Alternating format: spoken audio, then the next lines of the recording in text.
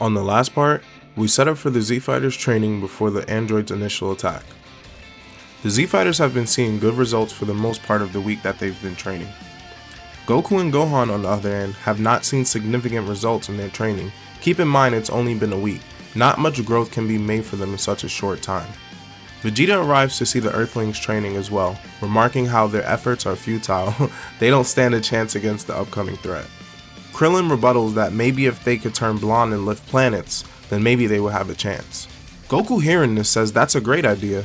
A good way for them to improve would be to learn the Kaioken and to train with King Kai personally. Goku mentions that this is how his road to strength started, so it would be a good start for them too. Then when they return, they can work on the fundamentals with gravity training. Before the Earthlings hear this, Piccolo descends down, demanding Goku to allow him to train with King Kai as well to further his training. Goku notes that Piccolo is a lot stronger than the last time he's seen him, putting him at a power level of around 100,000 give or take. Goku replies to Piccolo saying that it isn't his decision on who gets to train with King Kai. He can only put a word in with him about it, but that Piccolo must show him respect if he expects to be trained by him. Piccolo scoffs at this, then agrees, telling Goku to watch his back as he'll come back for the title of the strongest one day. Goku smiles and tells Piccolo he'll be waiting for him.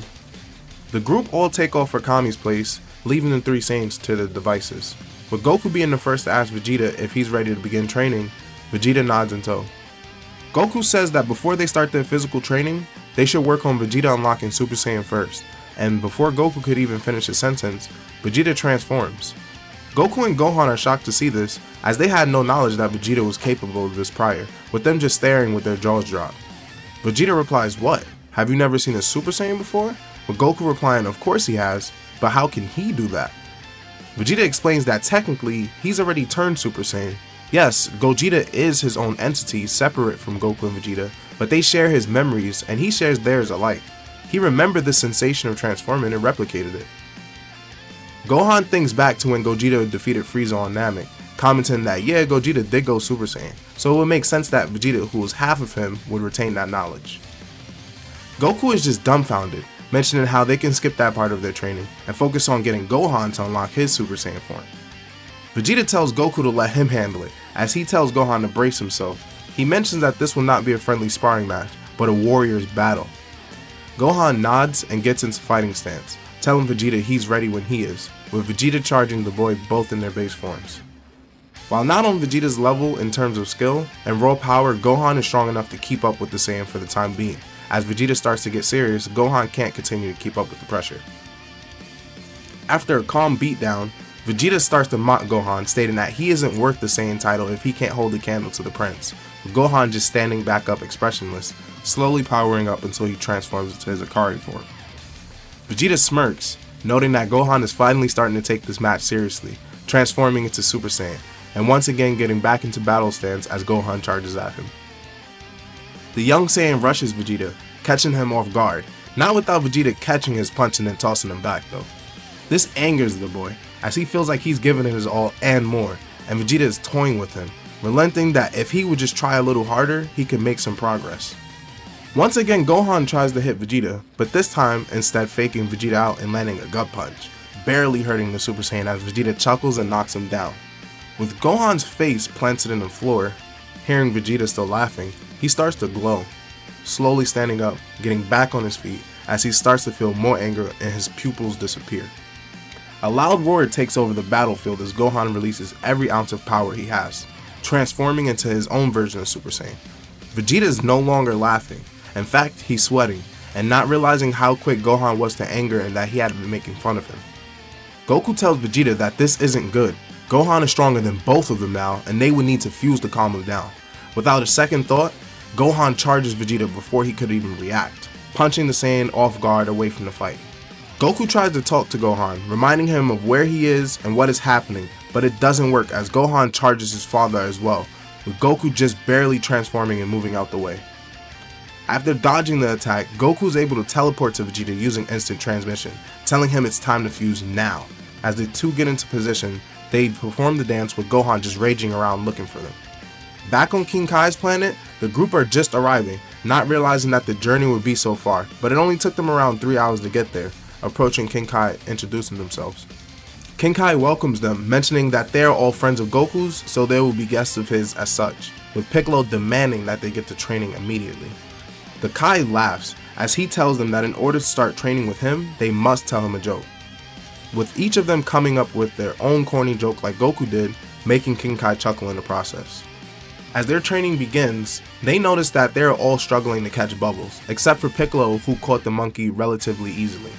Piccolo is still affected by the gravity on King Kai's planet, but not as much as the humans are, so he completes King Kai's initial trials a lot sooner than they do, with King Kai explaining to the humans that it is important for them to complete these first. With Piccolo farther ahead of the humans in his training regimen, King Kai offers to start Piccolo off with learning the Spirit Bomb, which Piccolo replies that might not be a good fit for him. He wants to learn the Kaioken. King Kai is shocked to hear Piccolo wanting to learn his hardest technique first, stressing that the Kaioken will damage his body, and his damage only increases the higher he pushes it. Piccolo scoffs at King Kai's remarks, saying that he can regenerate at will, and that even though the Kaioken is stressful for normal humans, he can negate the negative effects. A week goes by and the humans are making significant progress, with each of them already passing King Kai's trials and transitioning into learning his techniques.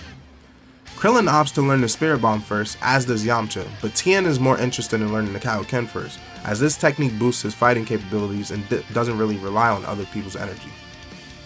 The Z Fighters are locked into independent trainings as Piccolo is just tapping into the infant stage of Kaioken, just barely managing to activate it for the first time, and as he does, he gives a satisfied grin.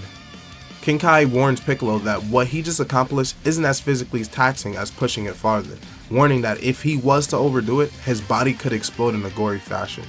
Piccolo heeds the Kai's warnings, with a newfound respect for his master who's a deity, thanking him for the warning but reminding him that he can heal himself and will work on combining the two techniques.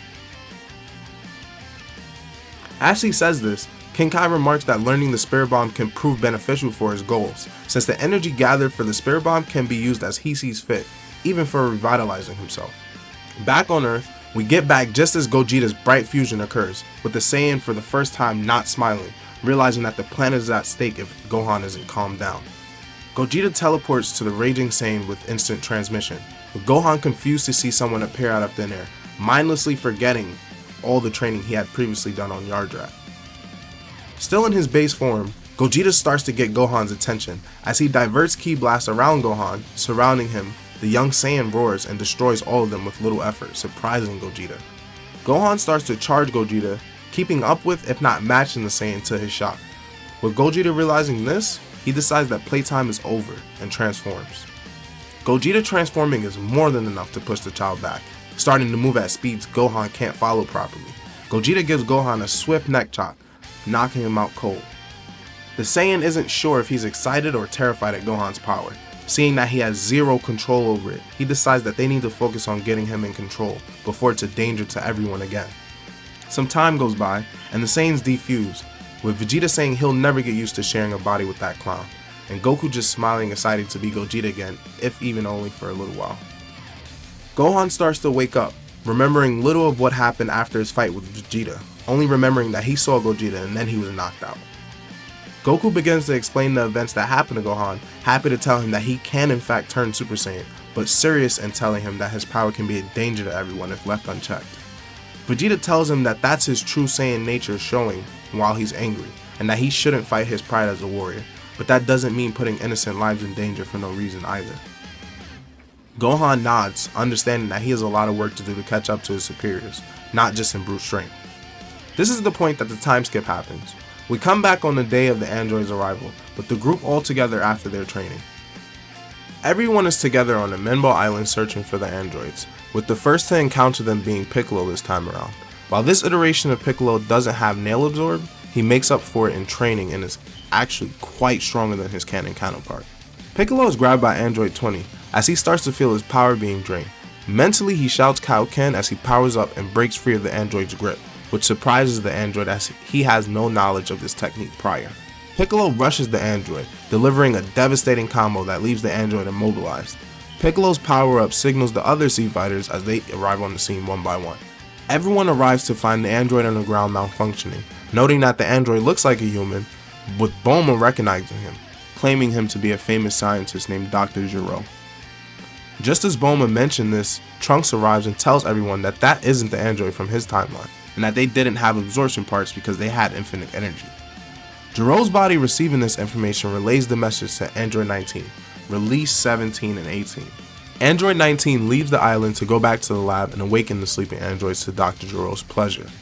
The Z Fighters this time aren't following Jiro to his lab, so the androids are awoken, and this time around there are 4 androids instead of 3.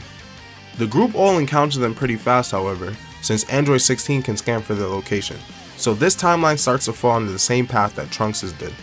However, in this timeline, the roster is pretty stacked, and everyone is pretty beefy because the humans have Kaioken with all of them able to use up to 50 times with no stress at all, cranking it up to 200 with some difficulty, and 300 in times of desperation. Piccolo here can use Kaioken times 250 with no strain at all, cranking it up to 400 with some strain, and if necessary, he can go to Kaioken times 1000 with heavy strain, but his regeneration makes up for the damage. Over this time skip, Gohan has completely mastered spirit control, and while not getting rid of his rage, he's in control of his emotions and can tap into it at will. Goku and Vegeta have both mastered Super Saiyan, and I think I would put both of them around the power with the Super Saiyan 2 Gohan from the end of the original fight with Cell. Funnily enough though, even though Goku and Vegeta are both that strong, Gohan actually surpasses both of them, and it's kinda not close.